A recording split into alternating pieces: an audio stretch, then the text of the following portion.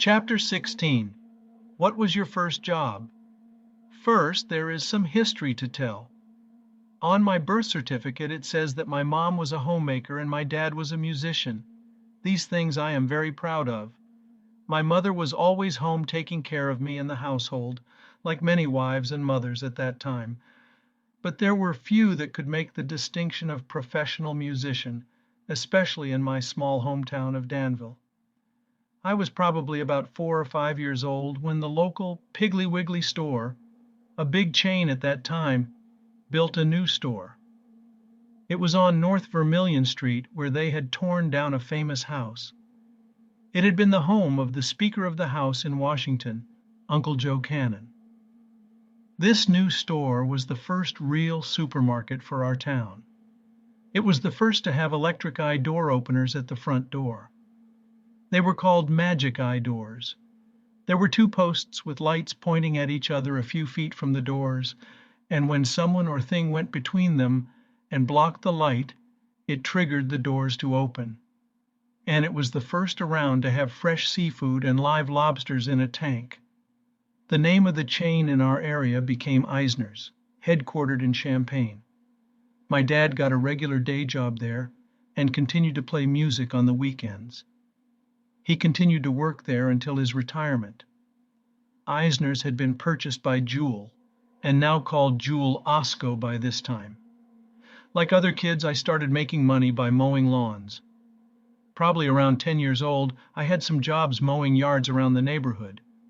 Most of the time, I would use our mower, which was a pretty new gas push mower. Sometimes I could use the homeowner's mower, but they were still powered push mowers. This time period was before there were lawn tractors.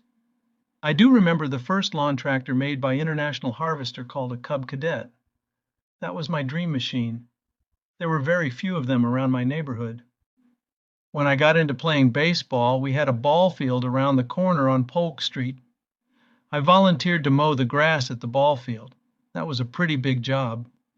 Most of the yards were small compared to the ballpark. The worst part of mowing other yards is that they would let the grass get too tall before they would have me come over and mow. Seems like it would take forever because the grass would get clogged under the mower every 2 feet. Other problems would be when you would run into a snake or a nest of rabbits. Wow!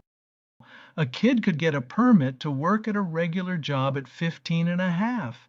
So I got a job at the Eisner store on East Main Street. There were two Eisner supermarkets in Danville at that time. My dad worked at the big store on North Vermilion, and the East Main store was the smaller one. Now for my first real job. As a junior in Danville High School, I could get a work permit at 15 and a half years old. I was very anxious to get a job. So my dad knew the manager, Don Hadley, at the other Eisner store in town, which was out on East Main Street. It was a smaller store, but still big compared to the competition, the Grab It Here stores. I don't think I even needed an interview. It was a done deal that I could go to work there part-time as a bag boy and amp stock boy. It was great. I could get on the city bus after school, ride over to the other side of town, have a bite to eat at the Marty K's, then walk a block to the store. Hours were 5 to 9 p.m., and then my mom and dad would pick me up after work. It was so much better when I turned 16 and got my own car. I picked up my new car from the used car lot at the Chevy dealer called Songer Chevrolet in Catlin. It was a 1955 Chevy Bel Air coupe, drove it to school for the first time to pick up my report card the last day of school as a junior. I continued to work at that store after my senior year and graduation. By this time, I was also playing in a band and worked for a few months full-time at the C&EI shops building boxcars. In 1965, someone special came into my life. I met Marilyn Kuhn at a photo shoot for an article in the newspaper. Her former teacher at Northridge Junior High, Mr. Bill Black, who later our state representative, had arranged it with the newspaper to meet in front of the armory where the Battle of the Bands was to happen in a couple of days. He introduced me to Marilyn since she was there also representing the youth group sponsoring the event. I offered to drive Marilyn home after the photo shoot. I drove her to her house out on Denmark Road. She was very special to me from the moment I met her. I didn't know how she felt, but I sure did want to see her again. I remember saying that I hoped she had a great time the rest of the summer, and I hoped to be able to see her again. Well, we went to the Battle of the Bands together, and I arranged my schedule at Eisner's so that I could go to Sun and Swim every afternoon. I worked from 7 a.m. to 1 p.m. every day, then drove up to the pool to see her. Then when she started back to high school, she would ride with her dad to school and I would pick her up every day and take her home. Marilyn Kuhn came into my life and everything got on a new path. That summer she went to Sun and Swim pool almost every day. She was a knockout in that two-piece bathing suit. She had a great personality and everyone loved to be around her. All the guys couldn't keep their eyes off her. She was smart and very confident. Anyway, Marilyn and I were almost inseparable from then on. I picked her up after high school every day all through her 3 years at Danville High. She would ride into school in the mornings with her dad as he was going to work. He had a very high management job at the C&EI shops. Marilyn graduated in 1967. That's about the time I went to full-time at Eisner's. Marilyn still did not have a car of her own. That didn't matter much because I was always ready and willing to take her anywhere she wanted to go. I was still at Eisner's when Marilyn and I got married.